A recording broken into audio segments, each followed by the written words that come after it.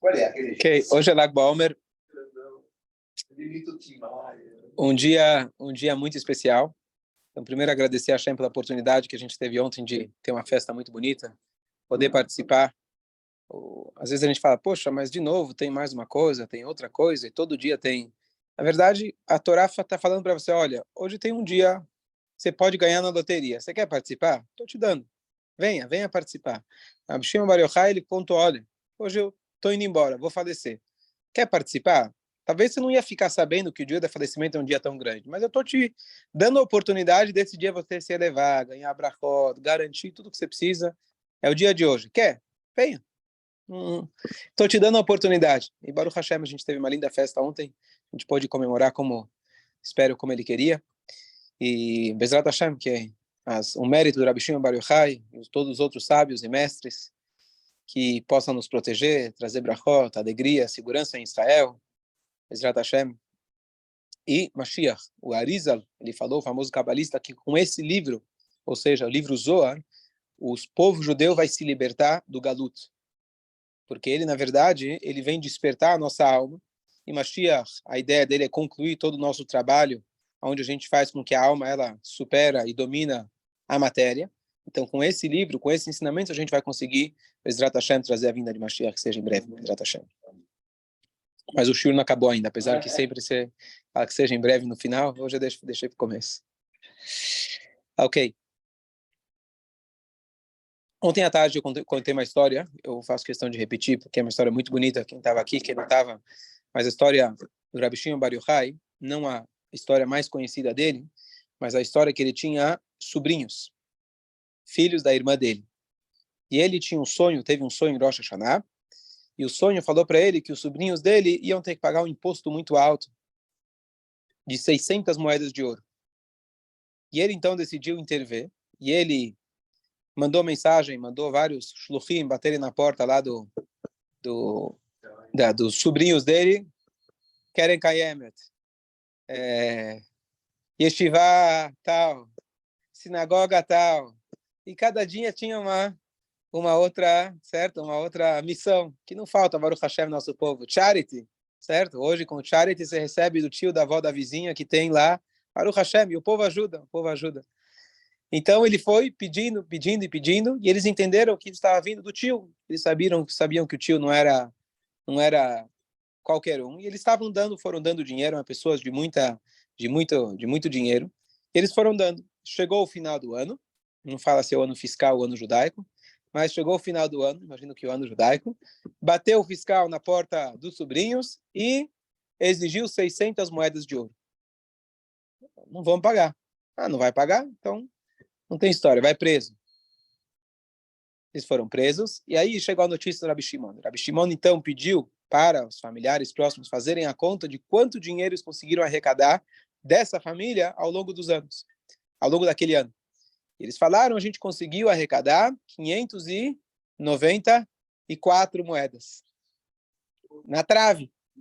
Falou, tá bom, então vamos providenciar mais 6 moedas. Ele foi com essas 6 moedas até a porta da delegacia. Ele conversou com o guardinha que estava lá e falou, olha, tem aqui 6 moedas, resolve teu problema? Resolver não resolve, mas ajuda, né? Ele falou, olha, o que você vai ganhar com esses caras aí presos? Libera eles. E milagrosamente, o Shimon Bar Yochai, as moedas, claro, só foi um pretexto, ele não precisava das moedas, mas com essas moedas ele conseguiu libertar eles.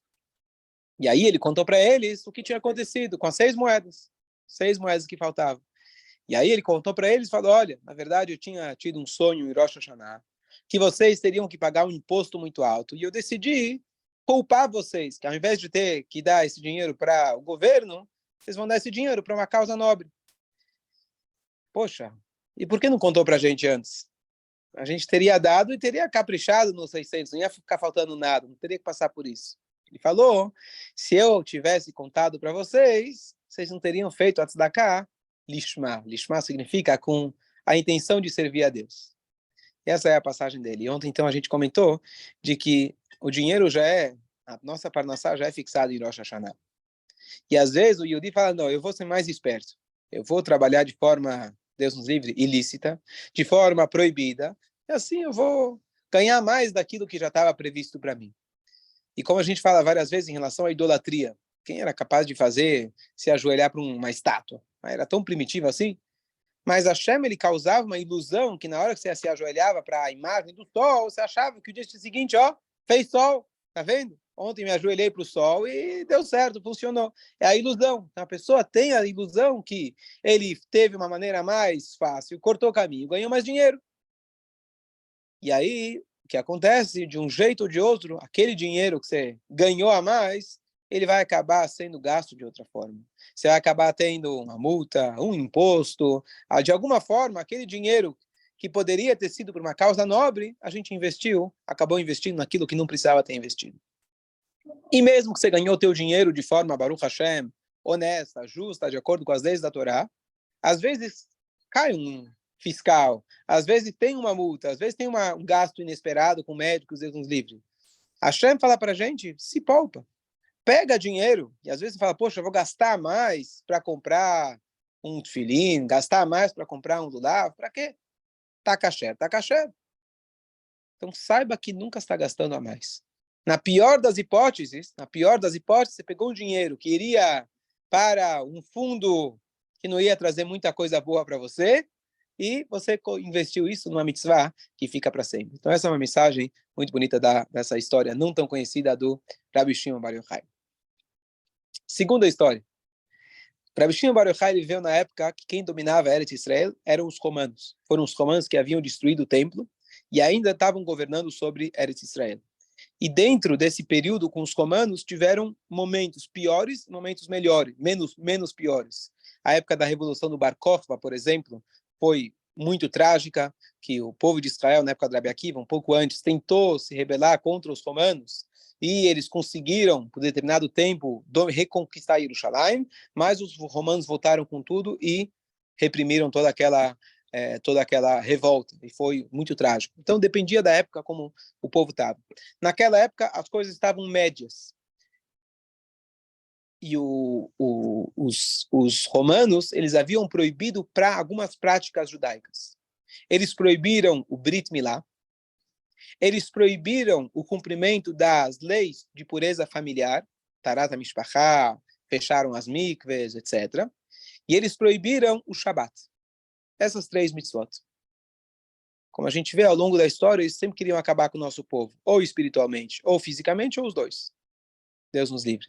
E essas 3 mitzvot são mitzvot tão essenciais para a continuidade do nosso povo, eles decidiram banir. Tinha um judeu que ele trabalhava para o Mossad e ele soube se infiltrar lá dentro dos mais altos escalões do governo do Império Romano. E ele conseguiu ter uma conversa com os ministros. Estavam lá na Câmara dos Deputados, estavam lá sentados no STF, decidindo as novas leis. E ele falou, olha, temos aqui esse povo judeu. A gente quer que eles sejam pessoas de sucesso ou não? Claro que não. Então vamos fazer o seguinte, ao invés deles trabalharem 7 dias na semana, vamos deixar eles cumprirem o Shabat deles. Assim tem menos um dia para eles fazerem dinheiro. Poxa, nada mal. Tá bom, feito. E aí ele chega e continua. Agora vocês estão aí para votar essa lei? Faz, não faz Brit Milá? Você quer que os judeus estejam saudáveis ou não? Claro que não. Então, deixa a prática deles. Com 8 dias de idade, vão botar a criança para sofrer, sabe lá o que vai acontecer, vai sangrar, hemorragia. Deixa. Tá bom? Olha, não é mau negócio. E concordaram com ele. Vocês querem que os judeus tenham mais filhos ou menos filhos? Se eles tiverem relação um mês inteiro, tem mais probabilidade deles terem filhos. Já se você coloca restrições, até o dia, etc., da ovulação pode perder. Inclusive, uma coisa que deve se tomar cuidado, e os Hachamim tomaram esse cuidado para que não aconteça, e se acontece, tem tratamentos, etc. Vou entrar no mérito da questão. Mas acho que eles não sabiam bem as leis da Tarat HaMishpachá a fundo. Ele falou, vamos garantir que eles tenham menos filhos. Deixa eles cumprirem as leis, que eles vão estar afastados das suas mulheres. Não é uma má ideia. E assim ele conseguiu, esse judeu infiltrado, conseguiu por dentro cancelar esses 3 decretos. Só que a turma não era boba, passou um tempo e desmascararam ele, descobriram que ele não era ninguém menos que um israelense que sabia falar árabe. Um israelense que aprendeu a falar romano. E o cara, latim, né? Falava latim, o nariz grande não tem jeito, né? Descobriram ele. Bom, logo que descobriram, aí eles se tocaram e falaram, não, vamos recolocar os 3 decretos. E aí veio o Rabi Shimon Bar Yochai, e com sua força de liderança, força de espírito, conexão com Deus, ele conseguiu intervir, e ele foi até o governo, e ele conseguiu manter que esses 3 decretos, de fato, continuassem sendo revogados. E ele conseguiu fazer com que o povo de Israel pudesse manter essas 3 mitzvot tão importantes que eles quiseram anular do povo de Israel. Então, uma história também muito bonita da força do Rabi Shimon Bar Yochai. Mais uma? Vamos lá. História é bom. O pessoal gosta de história.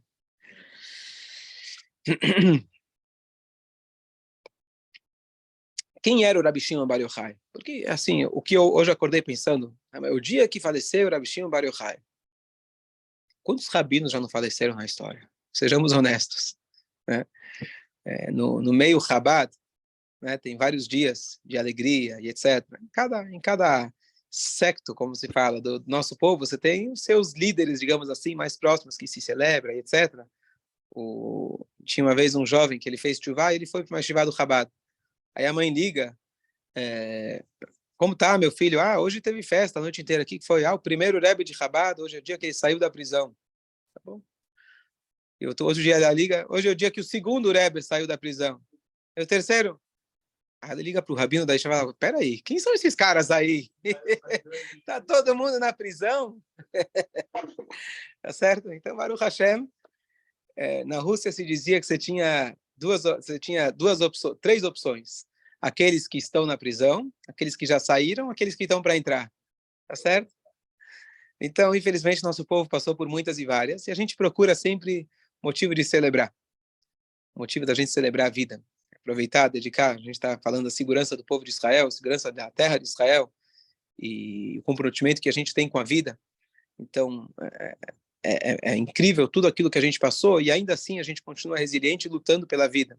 Enquanto outros povos estão prontos para entregar as suas vidas, né, para tentar destruir outras pessoas. Tem aquela famosa anedota, piada, que tinha lá 3 representantes religiosos, e eles estavam discutindo o que eles gostariam que seja dito no seu funeral. Tinha lá o padre, tinha lá o representante da outra, e um falou, olha, eu gostaria que dissessem que fui uma pessoa muito honesta, sempre administrei bem o dinheiro da comunidade, me preocupei com os menos afortunados, tá bom? O segundo, eu quero que depois que eu faleça lá no meu túmulo, digam que eu fui uma pessoa extremamente dedicada à comunidade, abri mão de todos os meus afazeres particulares, e viram para o judeu, o que você espera que vão dizer no teu funeral? Eu espero que vão dizer, olha, está se mexendo. Isso representa nosso povo, que a gente é obcecado com a vida. A gente é viciado em continuar a vivendo e não simplesmente sobreviver. É isso que é esse é o povo judeu. A gente foca em realmente continuar a viver. Então, a pergunta é, tudo bem, faleceu Rabi Shimon Bar Yochai. Tá bom, vamos olhar os livros da Mishnah. Ele é da época dos Tanaim. Quantos sábios não faleceram? Tá certo? Não, mas ele é o grande sábio. Até chegar ao próximo. Quando chegar ao próximo, ele é o grande sábio. Não, mas ele escreveu o outro livro, tá certo? Então, com certeza, eu sempre digo que qual é o dia mais especial do ano? É hoje. Hoje é o dia mais especial. Porque cada dia é infinito. Qual filho é mais especial? Hoje que eu estou falando com ele, você é o mais especial. Agora que eu estou falando do outro, ele é mais especial. Porque quando a gente fala de algo infinito, e cada dia é infinito, realmente é o mais especial. Mas dentro do infinito e do mais especial, existe algum destaque para ele que não foi dado para os outros. Alguma coisa tem nele que para os outros não foi dado. E eu fiquei com a pergunta, não tenho ainda a resposta elaborada na cabeça. Claro, as explicações clássicas, a gente sabe que ele escreveu o Zohar, que ele ficou na caverna, que ele era um grande sábio, etc. Tudo bem, ok, mas temos outros livros também, temos outras coisas, certo? A morte de Rabi Akiva, a gente sabe quando ele faleceu? A gente não sabe, talvez foi Yom Kippur, provável que foi Yom Kippur, mas não se fala muito da morte do Rabi Akiva, ou da morte de... Tá bom, Moshe Rabbeinu a gente fala porque é o dia que ele nasceu, o dia que ele faleceu, mas não são datas necessariamente tão festivas quanto o Lag BaOmer. E se a gente for ver em Meron, tá certo? Meus filhos até perguntaram por que a maioria dos presentes lá são pessoas de várias linhas racídicas, né? As várias linhas racídicas, pessoal de Peiot, meias brancas. Eu parei para pensar, interessante. Porque, na verdade, não é uma festa. Aí um filho perguntou, né? Mas o Rashbi era o quê?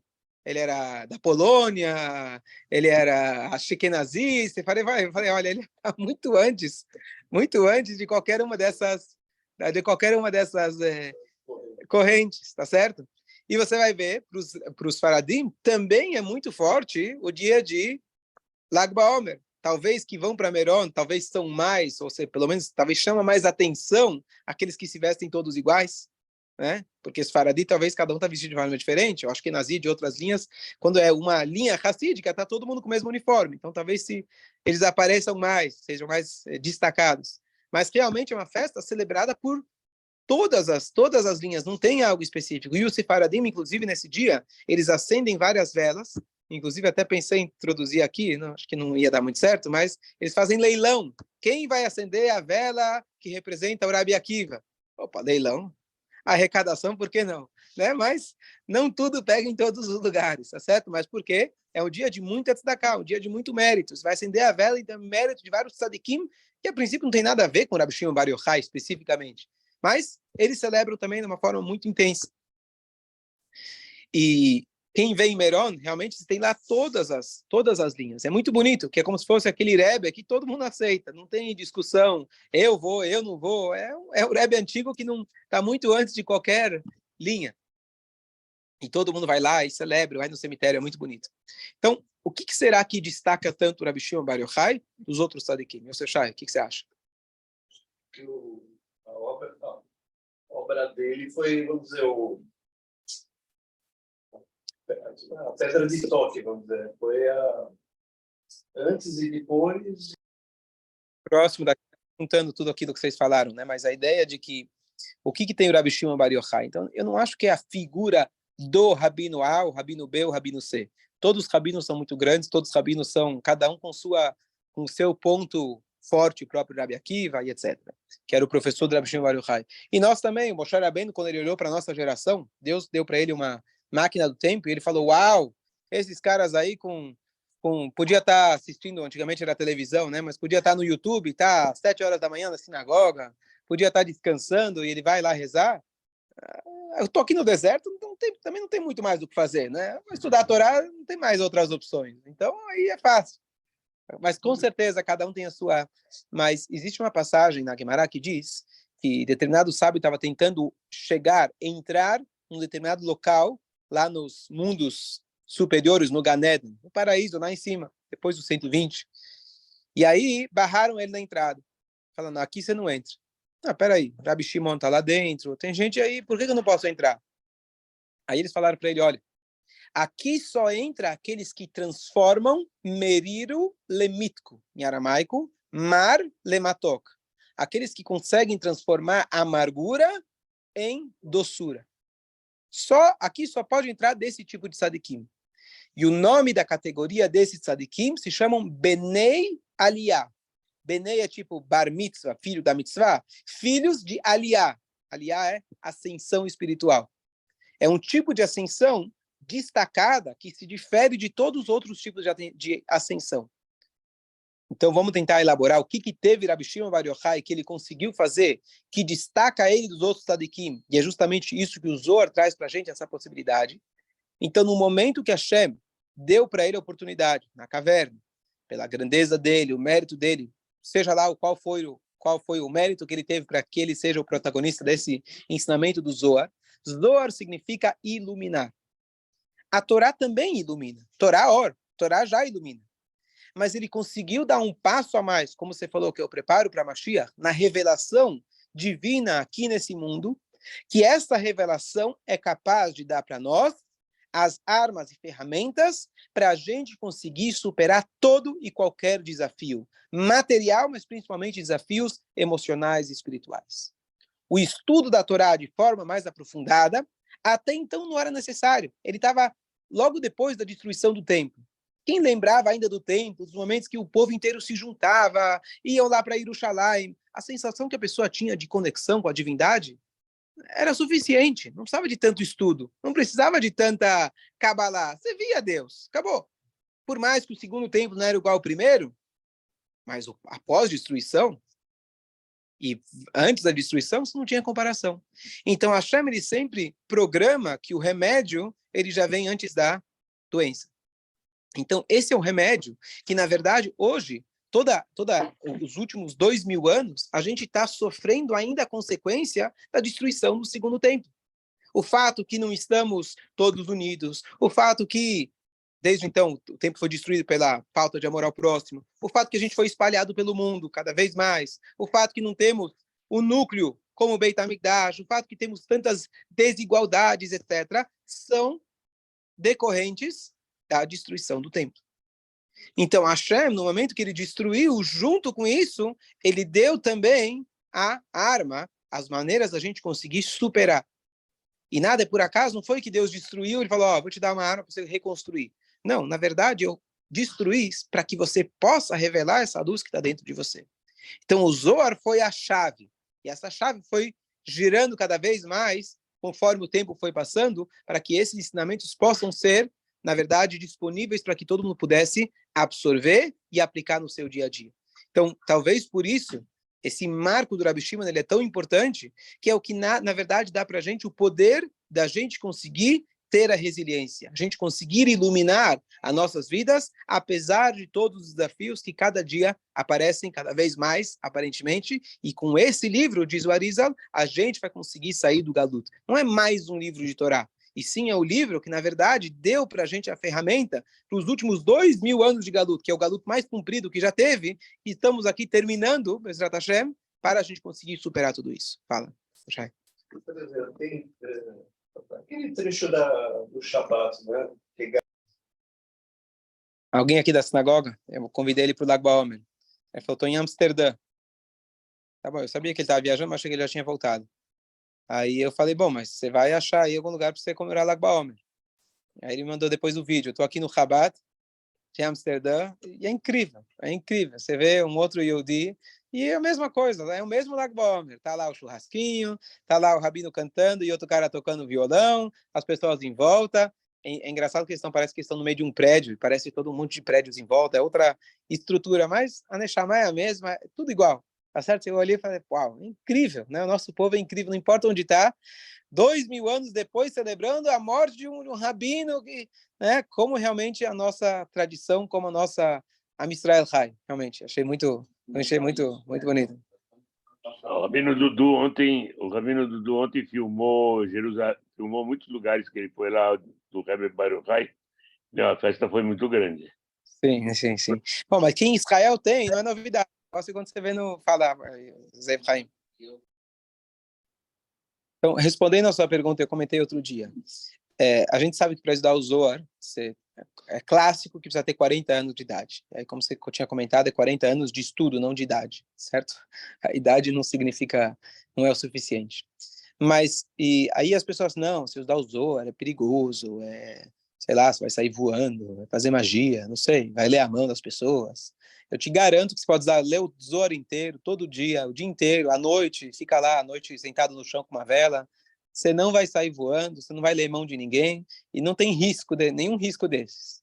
O risco é você achar que entendeu alguma coisa. Esse é o risco. O risco é você achar que entendeu alguma coisa e vai sair falando por aí. Esse é o maior risco, porque está deturpando algo tão sagrado e você, com a sua compreensão limitada, acha que entendeu, já pode deduzir e virar o cabalista, certo? Por isso que veio aí a frase em português, começa aqui, acaba lá, tá certo? Então, você tem que tomar, esse é o cuidado, esse é o perigo. Tá bom, antigamente, talvez, os grandes sábios, se não tivessem preparados, talvez iam entrar, estudar o Zohar, teria outros perigos. Nosso perigo aqui é o perigo da desinformação, que é um perigo que a gente tem em todas as áreas hoje em dia. É você ter a desinformação, né? Não, então vamos lá. Então, ao longo dos anos, na verdade, que essa é a ideia da evolução da Kabbalah. Eu posso dar um shiur uma vez sobre toda a evolução da Kabbalah, que tiveram vários cabalistas ao longo dos anos, que o papel deles foi justamente destrinchar o Zohar. Mas só para a gente ter uma ideia, o que é o Zohar? Se você abrir o Zohar, eles são, na verdade, explicações que ele segue as parshiot da semana. Você abre lá, ele vai começar a falar nomes, códigos que você não entende. Vai falar nomes de anjos, vai falar nomes de endereços místicos lá, nomes, Sefirot, etc. Vai dizer, olha, Aaron simboliza tal, Moshe simboliza tal, e a história que eles se encontraram simboliza que a Sefirá tal se encontrou com a tal e surgiu a energia tal. Valeu. Escolha. O que eu consegui entender de tudo isso? Então, por isso, eu preciso ter todos os anos de preparo, de estudo, para eu conseguir entender o que são esses códigos. Nada mais é que uma linguagem de códigos.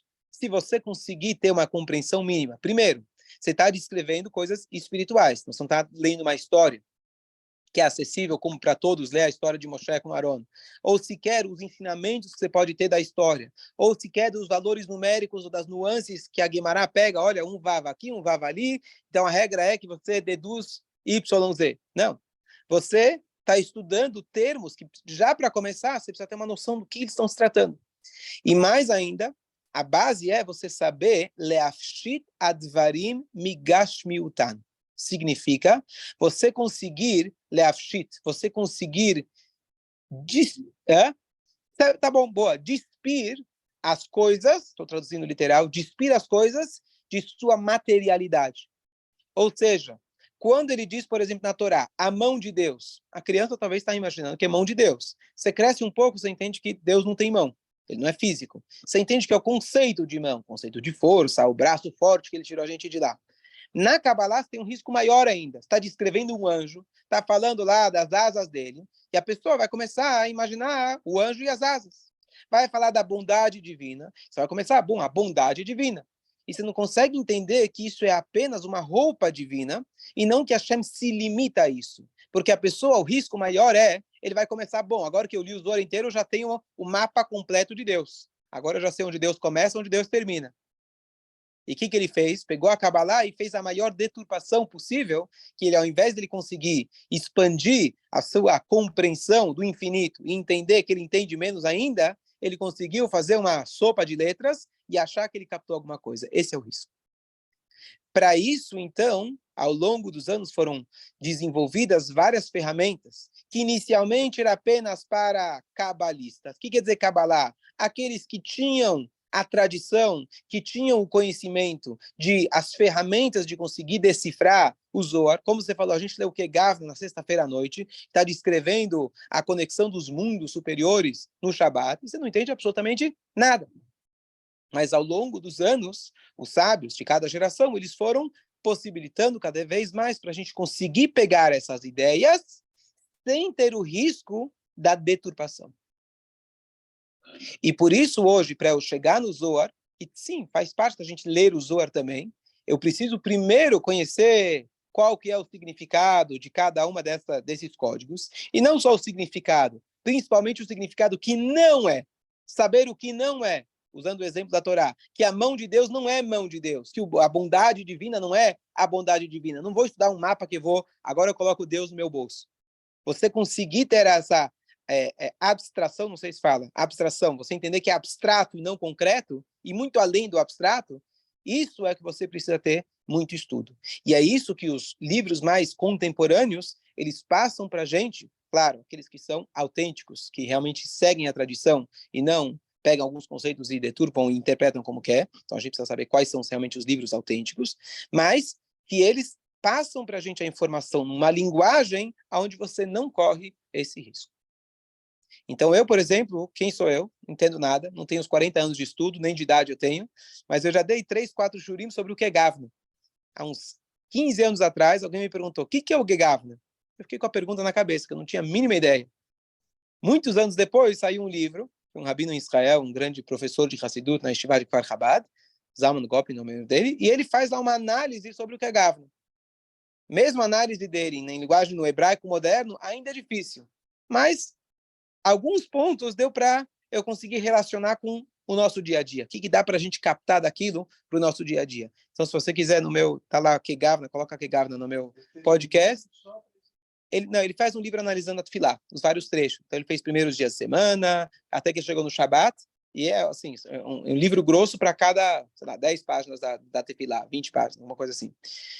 Então, deu para alguma coisa captar sem ter o risco de achar que eu agora coloco Deus no bolso.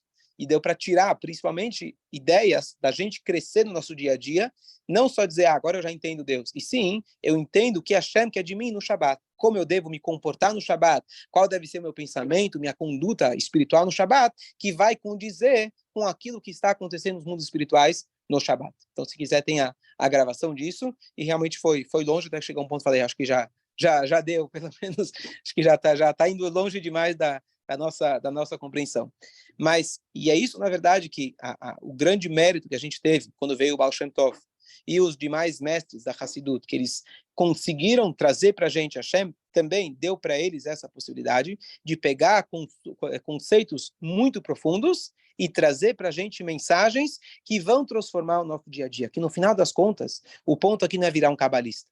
O ponto é não virar, eu conheço mais um livro da Torá, mais 500 livros da Torá. O ponto é você ter uma conduta aonde você vai encarar o mundo com um Zohar, com uma luz. Você vai poder olhar o seu dia a dia, você vai poder olhar tudo que está ao seu redor, entendendo o conceito que o Baal Shem Tov trouxe para a gente, que nada mais é um conceito da Torá, um conceito que o Zohar traz para a gente o tempo todo, mas o conceito da Ashgaha Pratit, uma linguagem hoje todo mundo fala, nada é por acaso. No judaísmo, nada é por acaso. Justo hoje, no dia do casamento de vocês, a paraxá da semana fala, e aí você, certo? Da onde vem esse conceito que todo mundo conhece, todo mundo tenta ligar? Poxa, justo é um conceito da Torá? Claro que Deus controla tudo. Você não precisa do Zohar para te falar isso. Mas você precisa do Zohar para te lembrar isso. Você precisa dos mestres que eles vão te conectando tudo na Torá e tudo na sua vida, falar, uau, realmente está tudo conectado. Então, alguns desses conceitos que hoje não importa a linha do judaísmo que você segue, você está vivendo eles, isso é realmente um resultado disso. Só para você ter uma ideia, a evolução disso. 300 anos atrás, 200 anos atrás, você tinha e tem opiniões filosóficas que dizem que não existe Ashgaha Pratit, que não existe uma coordenação precisa de Deus em cada detalhe. Peraí, Deus sabe de tudo? Sim, mas Deus é muito grande para ter que lidar com as coisinhas pequenas do dia a dia. E tem toda uma filosofia também baseada nos nossos estudos, etc. Porque você fala, peraí, isso aí não parece o judaico.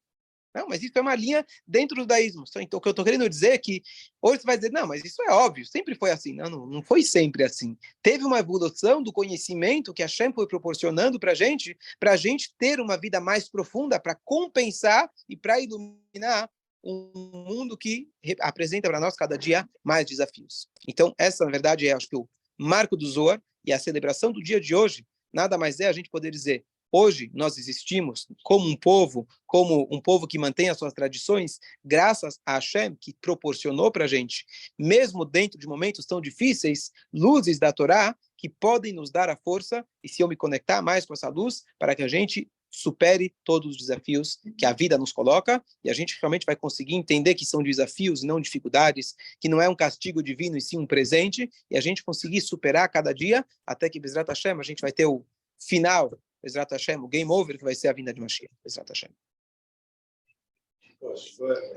Ok? Bom dia a todos. Que seja um dia muito iluminado para cada um de nós.